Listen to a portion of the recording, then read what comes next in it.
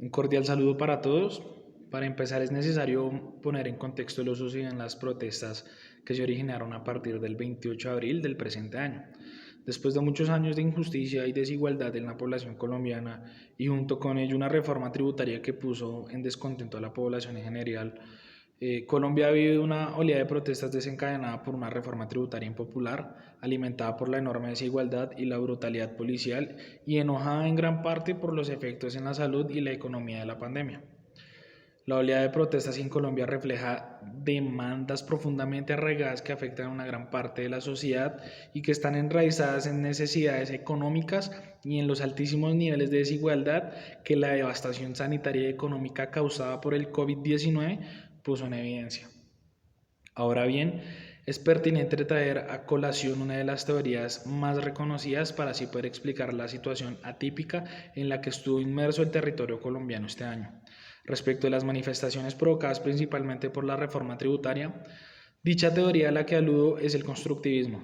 Sin embargo, no es posible abarcar el constructivismo sin mencionar a uno de sus más ilustres exponentes como lo fue Jean Piaget y su obra, la cual ha tenido gran impacto en el estudio evolutivo del proceso cognitivo del ser humano y con ello el aprendizaje sobre las relaciones entre individuos y el marco de las estructuras políticas y sociales. En dicha obra, sostiene que el conocimiento sobre el comportamiento humano tiene una fuerte relación con el proceso complejo que consiste en la construcción por parte del sujeto en interacción con un entorno o realidad a la que está sometido y con esto entender cómo se configura o construye en términos un conocimiento per se a partir de las experiencias previas que tiene el sujeto, percibiendo cómo participa en su entorno y el mundo que lo rodea. Por tanto, resulta imposible reconstruir el estudio sobre el ser humano, separándolo de su naturaleza en sociedad que le permite crear sus construcciones mentales, pues este es prescindir de las interacciones con otros. Asimismo, este autor afirma que la dirección ontogenética del constructivismo consigue que el desarrollo cognoscitivo del sujeto por parte de formas hereditarias muy elementales para ser construido mediante un proceso psicogenético en correspondencia con la idea central del constructivismo general de que el acto de conocer consiste en una construcción progresiva del objeto por parte del sujeto. Con respecto a esto, este autor en su teoría enfatiza en los aspectos endógenos o individuales de dichos procesos por medio del concepto de equilibración, el cual permite explicar de carácter constructivista de la inteligencia mediante una secuencia de momentos de desequilibrio y equilibrios, donde el desequilibrio es provocado por las perturbaciones exteriores y la actividad del sujeto permite compensarlas para lograr nuevamente el equilibrio. En este punto resulta valioso poder relacionar la teoría con la situación de Colombia y es en el sentido mismo en el que el ser humano da su naturaleza aterrizándola a lo que se afirma, quiere obstinadamente describir las formas de la realidad en la que se encuentra este autor.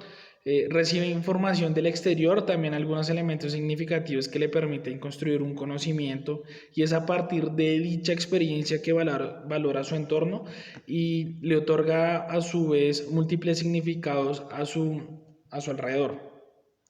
Por lo tanto, es posible afirmar que el ser humano desarrolla un sentido. Para esto quiero agregarle que durante las protestas en el territorio colombiano en el presente año, se ve cómo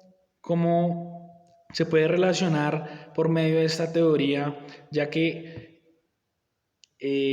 las masas, la población colombiana cambia su pensamiento, sus intereses, y de esta forma valga la redundancia, hacen el cambio a la situación en cuanto a esa perspectiva que tienen del gobierno y lo que está sucediendo en el país y genera un cambio en las diferentes instituciones que gobiernan el país y lo que se está dando en el territorio colombiano en cuanto a la reforma tributaria. Para continuar con otra teoría,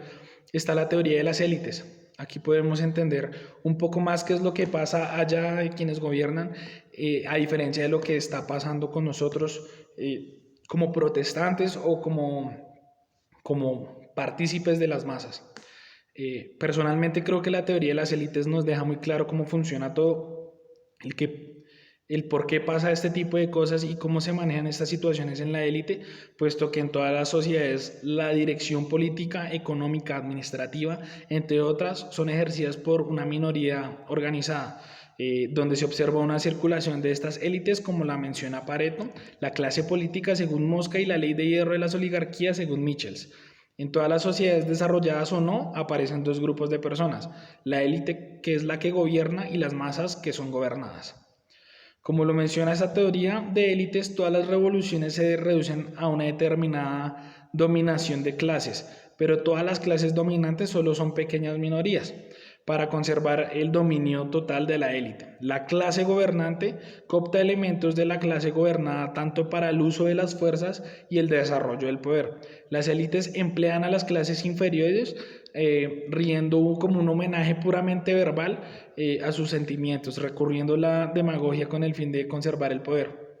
Un ejemplo de esto es lo que pasó durante todas estas protestas. Al ver las élites, aquellos que están gobernando el país, como estas masas que son más, se levantan en contra de ellos. Ellos lo que hacen es llamar a aquellas personas que convocaron a toda la masa en contra de esa élite, las llaman a esos líderes, los llaman para que hagan parte de la élite y no se les salga de control todo lo que está pasando, ¿sí? Y de igual forma les dan un poco de poder, entonces estos líderes ya dejan de ser líderes de las masas, sino pasan a ser líderes en las élites. Entonces, de esta forma,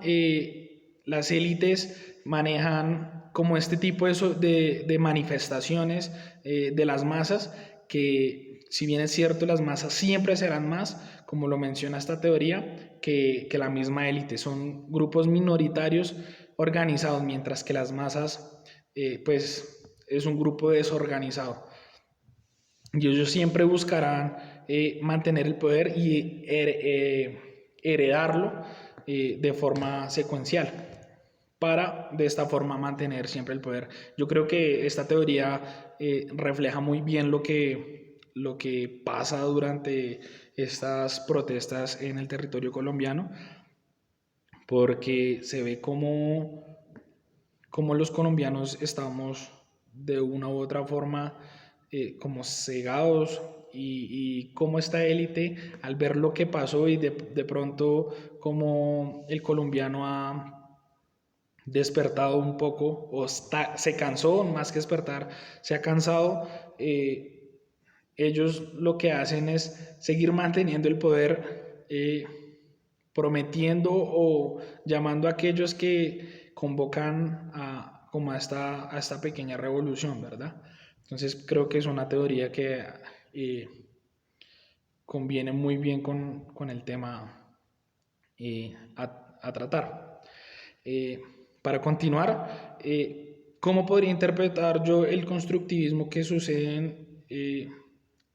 en estas acciones frente a los ciudadanos? La interpretación que le puedo dar es el constructivismo, que es el cambio que genera las situaciones en cuanto a las perspectivas de las personas y que construye las diferentes instituciones y leyes, como sucedió durante las marchas y cómo se le logró dar,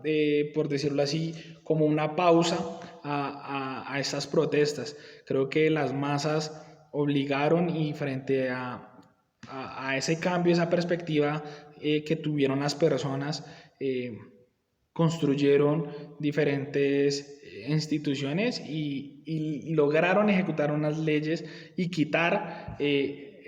lo que en este momento tenía en descontento a la población en general.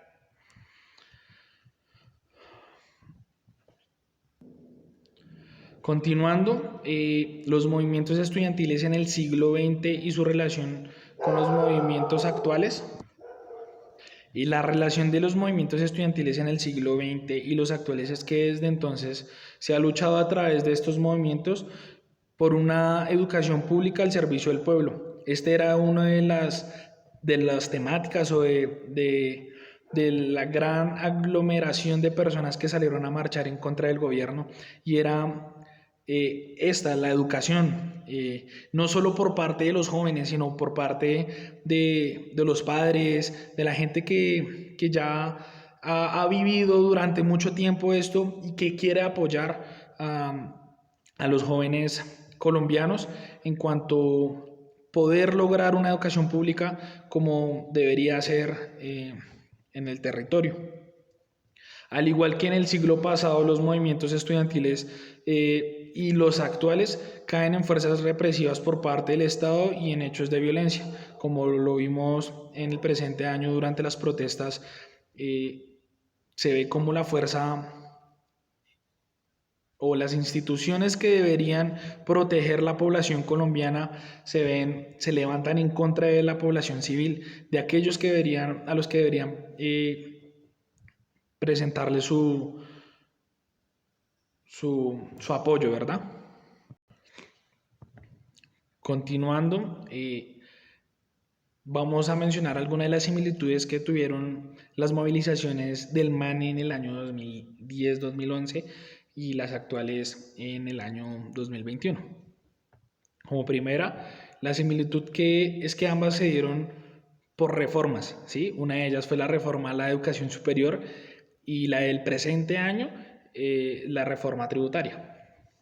que fue como que han sido como lo que ha llamado a la gente a salir a las calles y levantarse en contra del gobierno, ¿verdad? Como segundo, las manifestaciones se produjeron hasta que el gobierno efectivamente retirara las propuestas del Congreso y garantizara un mecanismo para la construcción de unas propuestas más democráticas, que incluya las solicitudes y necesidades de todas las comunidades educativas, y por el otro lado, un retiro oficial de la reforma tributaria del Congreso de la República.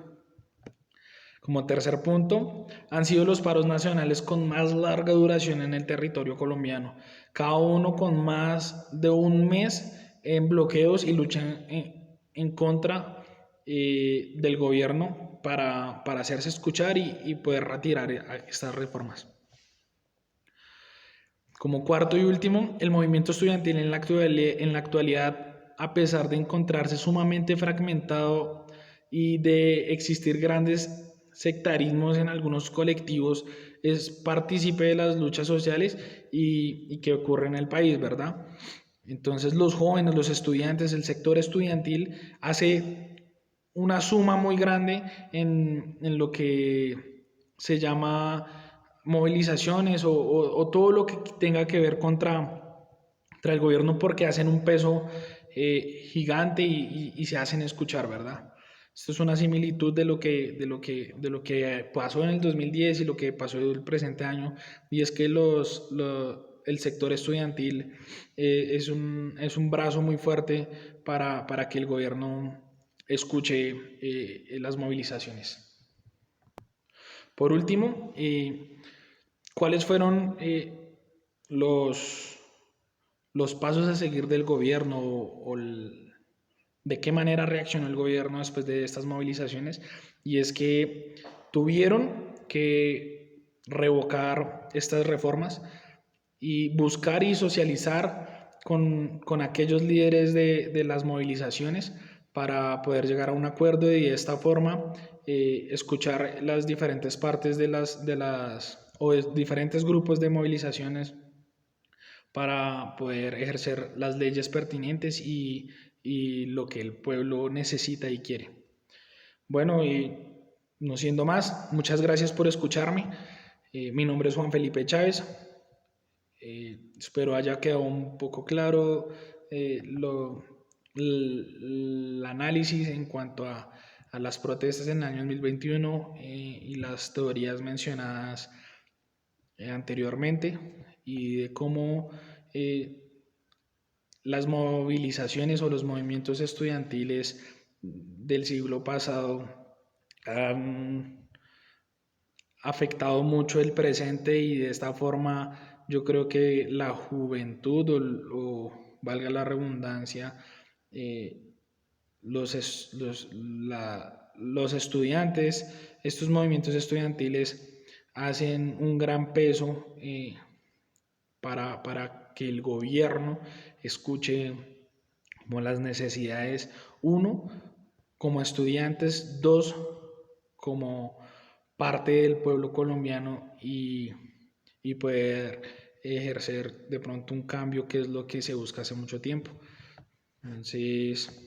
doy muchas gracias nuevamente. Dios los bendiga.